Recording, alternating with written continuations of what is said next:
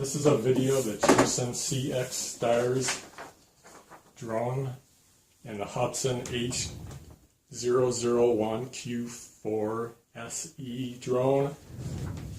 They're virtually identical in the size. There's only a couple millimeter difference, but the motors on the Hubsan are much more powerful, faster than the Cheerson CX Stars motors.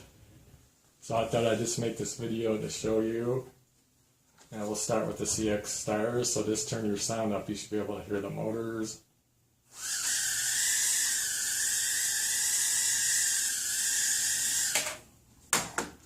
Now for the Hubsan,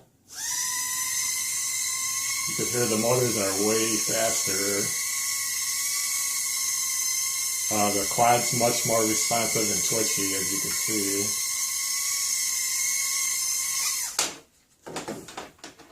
If you're a beginner, you might want to go with the CX Stars or one of its copies or rebands. Due to the slower motors, it'll give you slower response and it'll be easier to control it. That's all up to you. I was also thinking of buying the Hubsan motors and putting them in the CX Stars just for a mod, for something to do.